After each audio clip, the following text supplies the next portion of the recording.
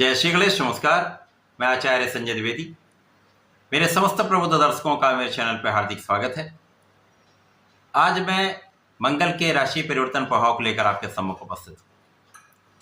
9 ग्रहों में सेनापति मंगल जो ऊर्जा के कारक हैं, महापराक्रमी है, पराक्रम के कारक मंगल है, साहस के कारक मंगल है, वाद विवाद लड़ाई झगड़े के कारक भी मंगल है, क्रोध के कारक भी मंगल है। जो सेनापति हैं, मंगल का राशि परिवर्तन 23 अप्रैल को हो रहा है। 23 अप्रैल को मंगल अपनी वर्तमान कुंभ राशि को छोड़कर गुरुदेव बृहस्पति की राशि में प्रवेश करेंगे, मीन राशि में प्रवेश करेंगे। तो ये एक बलवान स्थिति है, क्योंकि जब भी कोई ग्रह स्वराशि में जाता है, मित्र राशि में जाता है अथवा अपनी उच्च राशि में जाता है तो उसका बल कई गुना बढ़ जाता है, क्षमता में, सामर्थ्य में वृद्धि हो जाती है। निश्चित रूप से एक बड़ा परिवर्तन है। परंतु जब मंगल का ये परिवर्तन होगा, मीन राशि में जब ये गोचर करना प्रारंभ करेंगे, वहां पर पहले से ही राहु का गोचर चल रहा है। अब जब भी राहु और मंगल का आपसी संबंध बनता है, चाहे वो युति प्रभाव हो, चाहे वो दृष्टि प्रभाव हो, वहां पर एक दोष का निर्माण हो जाता है। इस दोष को अंगारक दोष कहते हैं। ये ऐसा योग है जो कहीं ना कहीं नकारात्मक प्रभाव देता है, परंतु ये पूरे समय के नहीं होगा। 23 अप्रैल को मंगल का गोचर आरंभ होगा जो 1 जून तक चलेगा। इस बीच में जब राहु और मंगल के बीच में अंशों का अंतर न्यून हो जाएगा, तभी ये प्रभाव आपको प्राप्त होगा। और ये विशेष रूप से उन लोगों को प्रभावित करेगा जिनके कुंडली में राहु के साथ मंगल का युति अथवा दृष्टि प्रभाव है, अंगारक दोष बना हुआ, उन्हीं को अधिकतम ये प्रभावित करेगा। इसके अतिरिक्त जिन जिन भाव में मंगल की दृष्टि का प्रभाव होगा अथवा मंगल की जो राशियां हैं उन पर विशेष रूप से इस समय का प्रभाव मिलने वाला है। अब ये जो मंगल और राहु का अंगारक दोष बन रहा है, ये अलग अलग राशियों के लिए अलग अलग भाव में बनेगा, अलग अलग स्थानों में बनेगा, उसी के अनुसार ही परिणाम प्राप्त होता है। आज मैं वृषभ राशि के लिए, जो शुक्राचार्य की राशि है, मंगल के इस राशि परिवर्तन का तथा अंगारक दोष का किस प्रकार का प्रभाव प्राप्त होने वाला है, संपूर्ण विश्लेषण मैं पूर्ण तर्क के साथ करने जा रहा हूं। प्रिय दर्शकों, इस राशिफल को आप अपने चंद्र राशि के आधार पर देखिए। वृषभ राशि के लिए यदि अवलोकन करें तो ये आपके लाभ भाव में बन रहा है।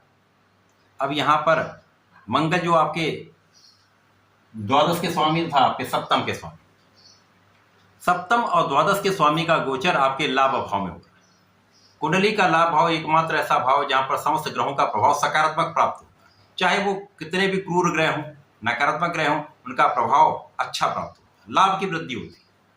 अब यहाँ पर 2 विपरीत ग्रह, राहु जो सर्वाधिक नकारात्मक है, मंगल जो राहु के साथ परम शत्रु भाव में होते हैं, दोनों का जब आपसी संबंध बनेगा तो इस प्रभाव को, इस भाव के प्रभाव को बढ़ाने वाला होगा। क्योंकि यहाँ पर साहस भी है, ऊर्जा भी है, पराक्रम भी है, यहाँ पर राहु की कूटनीति भी है, राहु का बुद्धि का प्रभाव भी है। तो ज्ञान, पराक्रम, बुद्धि, कूटनीति का जब प्रभाव मिलता है, सर्वश्रेष्ठ आप लाभ लेते हैं। इस समय में आपका ज्ञान बहुत अच्छा रहने वाला है।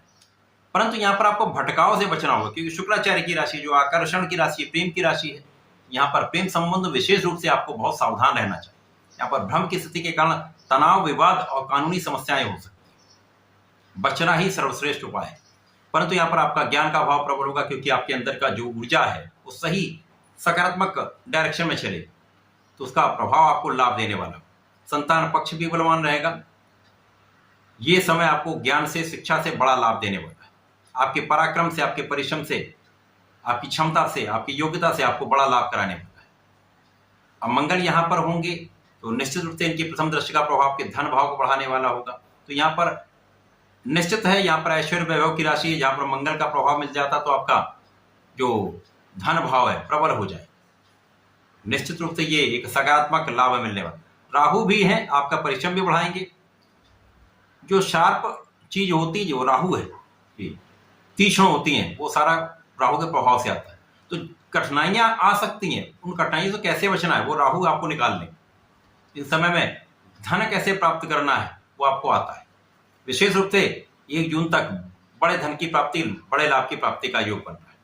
इसके साथ परिवार के बीच में सामंजस्य बनाना होगा, क्योंकि राहु का प्रभाव भी है। यहाँ पर नेगेटिविटी से बचना होगा।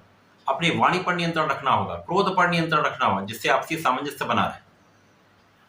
इस समय में आपको किसी को धन नहीं देना।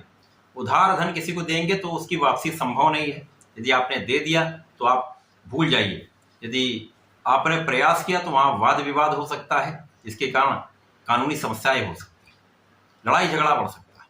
तो बचेंगे तभी आपको लाभ। रोग से आप बचेंगे, रोगों पर विजय होगी, शत्रुओं पर विजय होगी, परंतु कष्ट तो हो ही सकता है, अनावश्यक तनाव तो हो ही सकता है। बचना ही उपाय है।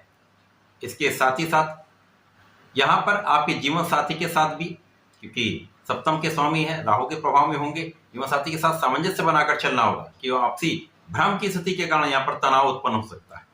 तो इस भ्रम से बचें, तो तनाव से बचेंगे, आपसी सामंजस्य बनाकर रखें, प्रेम के साथ रहेंगे तो ये समस्या कम से कम होगी। वृषभ राशि के जातकों को इस समय में निश्चित रूप से प्रत्येक दिन भगवान भोलेनाथ में जलार्चन करना चाहिए। प्रत्येक मंगलवार को भगवान भोलेनाथ में जलार्चन के साथ साथ लाल पुष्प का अर्पण करें, लाल चंदन का अर्पण करें। इसी प्रकार से संकर मोचन के शरण में रहकर हनुमानाष्टक का पाठ करें। ओम हम हनुमताय नमः का यदि 11 बार पाठ करके घर से निकलते हैं तो कष्ट दूर होंगे, समस्याएं नहीं आएंगी, विवाद नहीं होंगे। तो ऐसा करके समय का लाभ लें। धन्यवाद, नमस्कार।